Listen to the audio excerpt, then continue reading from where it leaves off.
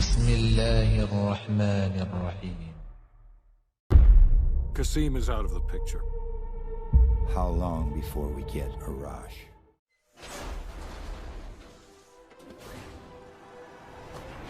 ایک محب وطن سائنسدان کی سنسنیخیز داستان جس نے پاکستان کو ایٹمی طاقت بنانے کے لیے سر دھڑ کی بازی لگا دی، پیش خدمت ہے mission super power Pakistan. Uncertain your future is. Find yourself. You must. اس رات ہم میں سے کسی نے ایک لمحے کے لیے بھی آنکھ تک نہیں جھپکی۔ ہم سب ایک سنسنی خیز ایٹمی اور حیرت کے گہرے احساسات کے ساتھ رات بھر اپنا سسٹم چیک کرتے رہے، کیمرے آن کر کر کے دیکھتے، کرنٹ کا بہاؤ چیک کرتے، باد پیمائی کے آلات دیکھتے۔ جب سرشاری حد سے گزر جاتی تو باہر نکل کر شفاف آسمان سے باتیں کرنے لگتے۔ ہمیں یقین تھا صبح ہم پر نئے انعامات و کرامات لے کر صبح طلوع ہوگی، ہم فتح کے پھریرے لہراتے ہوئے اسلام آباد جائیں گے۔ ہم میں سے کچھ پچھلے 2 برسوں سے اس بیابان میں آباد تھے، چند ماہ سے مقیم تھے، جبکہ ہم لوگ 15 مئی کو آئے تھے۔ ہمارا خیال تھا ہم عہد قدیم کے کسی صحرا میں جا رہے ہیں، لیکن جو ہی ہماری جیپیں سائٹ پر پہنچیں تو ہمیں یہ دیکھ کر بڑی خوشگوار حیرت ہوئی کہ وہاں تو پورے کا پورا عارضی شہر آباد تھا۔ ریسٹ ہاؤس تھا، باتھ روم تھے، ڈائننگ ہال اور کھیل کا چھوٹا سا میدان تھا۔ بڑے بڑے جنریٹروں نے جنگل میں منگل کر رکھا تھا، لیکن ان تمام سہولیات کے باوجود 54 ڈگری سینٹی گریڈ میں کام کرنا اتنا آسان نہیں تھا۔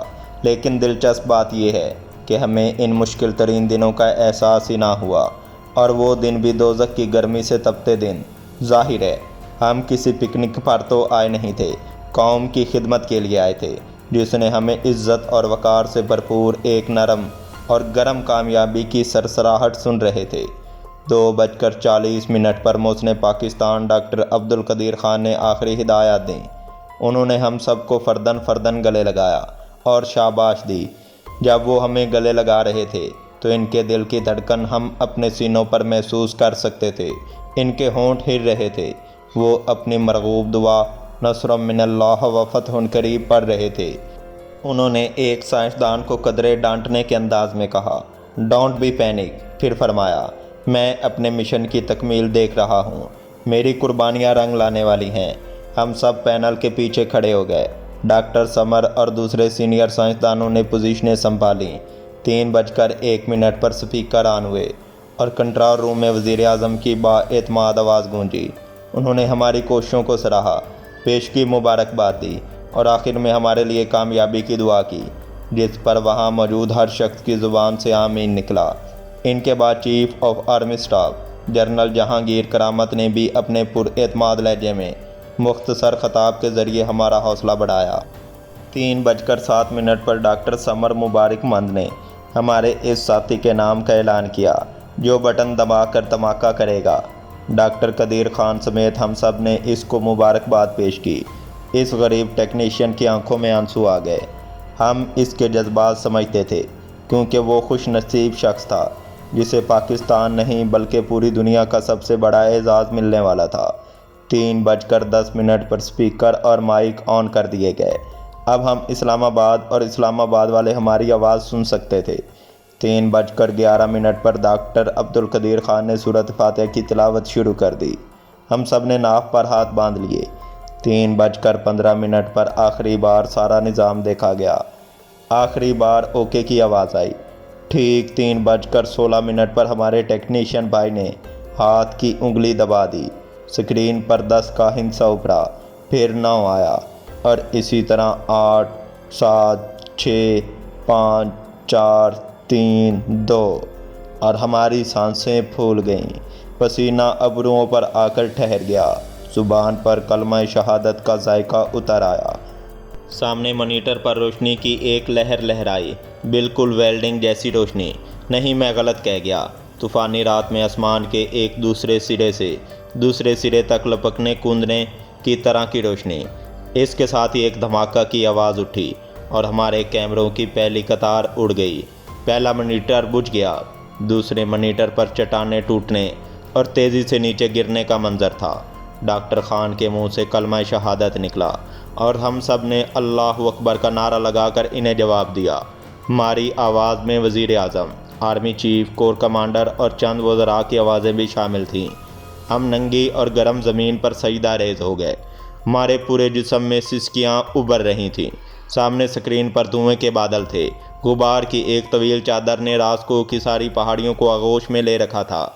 ہم اگر سکرین سے نظریں ہٹا بھی لیتے تو بھی فضا سامنے تھی، فضا جس پر اب گرد کے پیرے تھے۔ اب وہاں کچھ بھی نہیں تھا سوائے اللہ تعالیٰ کی کبریائی اور اس کی ازلی فیصلوں کی۔ بے شک صرف اہل ایمان ہی فتح پائیں گے۔ سامنے ریکٹر سکیل پر دھماکے کی شدت 6 درجے لکھی تھی۔ سارے کا سارا نظام اوکے کی رپورٹ دے رہا تھا۔ پہاڑ کے باہر نصب آلات کسی قسم کی تابکاری کی اطلاع نہیں دے رہے تھے۔ ہمارے ایک سینئر سائنسدان بتا رہے تھے، اتنا مکمل اور محفوظ دھماکہ آج تک کسی ملک میں نہیں ہوا، لیکن اس کے باوجود زمین لاکھوں برس کے لیے بیکار ہو چکی ہے۔ اب ادھر جو بھی جاندار جائے گا اس پر بیماری کے حملے کا خدشہ ہوگا۔ پینل بتا رہے تھے، جب فضا چھٹے گی تو پہاڑ کا رنگ بدل چکا ہوگا۔ آخر اتنی گرمی اور شدت کوئی نہ کوئی اثر تو چھوڑے گی۔ ایک سینئر سائنسدان نے بتایا، پہاڑ کی بلندی کم از کم 10 میٹر کم ہو جائے گی، کیونکہ دھماکے کے بعد ہر چیز ضائع ہو جاتی ہے، جس سے اندر ایک خلا بن جاتا ہے جسے بھرنے کے لیے پہاڑ اوپر سے نیچے کھسک آتا ہے۔ ادھر سپیکر سے مبارک مبارک کی آوازیں آ رہی تھیں، جبکہ میں سوچ رہا تھا کہ شدید دھماکے کے بعد دالودین کے صحرائی جن اپنا ٹھکانہ بدل چکے ہوں گے۔ پوری قوم کی دعائیں اور موتن پاکستان ڈاکٹر عبدالقدیر خان اور ان کے رفقا کی محنتیں رنگ لے آئیں اور یوں ہم ایٹمی ملک بن گئے۔ 28 مئی کو سپیر 3:15 پر جب ایک ٹیکنیشین نے چاغی کے علاقے میں ایٹمی دھماکوں کا بٹن دبایا تو BBC نے فوراً پاکستان کے 2 ایٹمی دھماکوں کی خبر نشر کر دی۔ اسلام آباد کے سیکٹر E7 میں محسن پاکستان ڈاکٹر عبدالقدیر خان کی رہائش گاہ پر عوام کا ایک جم غفیر انہیں مبارکباد دینے کے لیے پہنچ گیا۔